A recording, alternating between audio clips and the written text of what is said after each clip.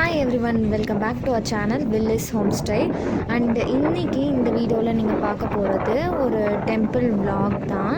வீடியோக்குள்ளே போகிறதுக்கு முன்னாடி நீங்கள் எங்கள் சேனல் வீடியோஸ் எல்லாம் ஃபர்ஸ்ட் டைம் பார்க்குறீங்கன்னா வீடியோஸ் எல்லாம் கண்டிப்பாக பாருங்கள். பிளேலிஸ்ட்டும் தனியாக க்ரியேட் பண்ணியிருக்கோம். உங்களுக்கு எங்கள் சேனலோட வீடியோஸ் பிடிச்சிருந்ததுன்னா கண்டிப்பாக சப்ஸ்கிரைப் பண்ணுங்கள். சப்ஸ்கிரைப் பண்ணிவிட்டு கூடவே பக்கத்தில் இருக்க பெல் ஐக்கானையும் மறக்காமல் ப்ரெஸ் பண்ணிக்கோங்க.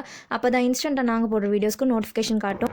இன்றைக்கி நம்ம பார்க்க போகிற கோவில் பார்த்திங்கன்னா திருவலங்காடு அப்படின்ற ஊரில் இருக்குது. அண்ட் அதுக்கான வழி பார்த்திங்கன்னா சென்னை டு அரக்கோணம் ட்ரெயின் வழியாக வந்தால் நீங்கள் திருவலங்காடு அப்படின்ற ஸ்டேஷன் இறங்கி அங்கேருந்து அந்த ஊருக்கு வந்து 5 கிலோமீட்டர்ஸ் இருக்குது.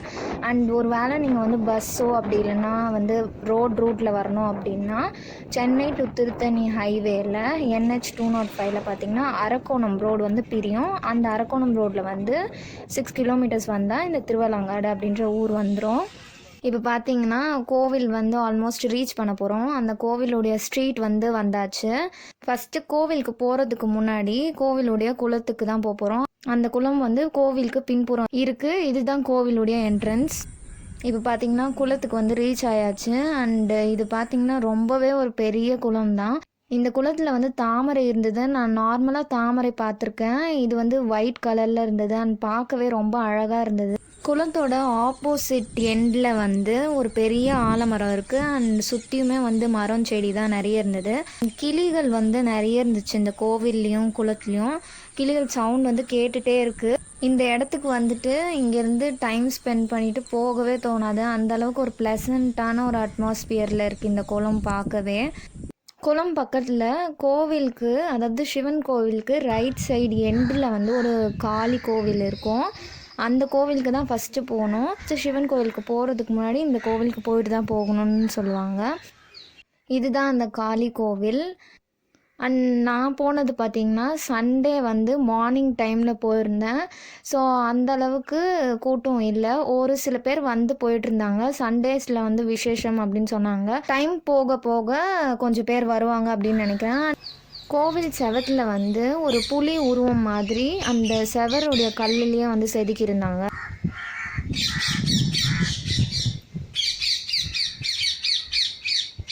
நம்ம எந்த கோவில் போனாலும் நுழைவாயில் வந்து வெளியே எந்த சைடு இருக்கோ பார்த்தா மாதிரி அந்த சைடில் தான் வந்து சுவாமி பிரகாரமும் இருக்கும். ஆனால் இந்த கோவிலில் வந்து நம்ம நுழைவாயிலேருந்து ஒரு சைடு கோவில் சுற்றி வந்தால் தான் நம்ம வந்து கோவில் உள்ளே போக முடியும். இந்த கோவிலை சுற்றியுமே நிறைய மரங்கள்லாம் வச்சுருந்தாங்க.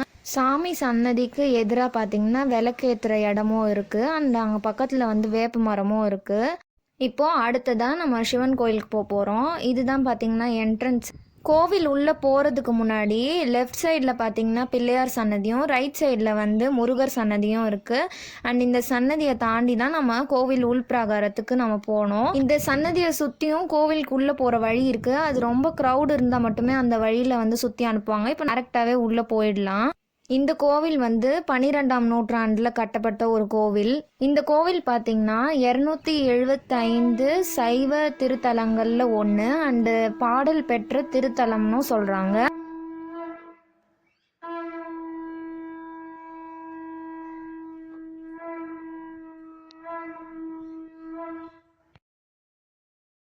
இந்த கோவிலுக்கு இன்னொரு விசேஷமும் இருக்குது. அது என்னன்னா, காரைக்கால் அம்மையார் வந்து இந்த கோவிலுக்கு வந்திருக்காங்க. அவங்க பார்த்தீங்கன்னா தலைகீழாக நடந்து வந்திருக்காங்க அப்படின்னும் சொல்கிறாங்க. நமக்கு இதெல்லாம் தெரியணுன்றதுக்காக கோபுரத்துக்கு வந்து இந்த மாதிரி ஒரு உருவ அமைப்பு வந்து இருக்குது. அதில் வந்து அவங்க தலைகீழாக நடந்து வர மாதிரி நமக்கு வந்து காமிச்சிருக்காங்க.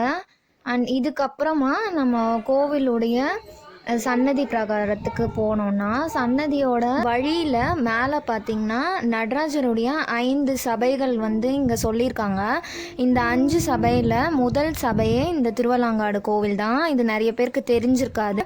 இது வந்து ரத்ன சபை. மொத்தம் 5 சபையில் ஃபஸ்ட்டு வந்து ரத்ன சபை, செகண்ட் வந்து சிதம்பரம் நடராஜர் கோவிலுடையது வந்து பொற்சபை, தேர்ட் வந்து மதுரை மீனாட்சி சொக்கநாதர் கோவில் வந்து வெள்ளி சபை, ஃபோர்த்து பார்த்திங்கன்னா திருநெல்வேலியில் இருக்க நெல்லையப்பர் கோவில் வந்து தாமிர சபை, ஃபிஃப்த்து வந்து திருக்குற்றாலத்தில் இருக்க குற்றாலீஸ்வரர் கோவில் வந்து சித்திர சபை அப்படின்னு சொல்லுவாங்க. இந்த 5 கோவிலும் பார்த்திங்கன்னா நடராஜருக்கு ரொம்பவே விசேஷமான ஒரு கோவில்.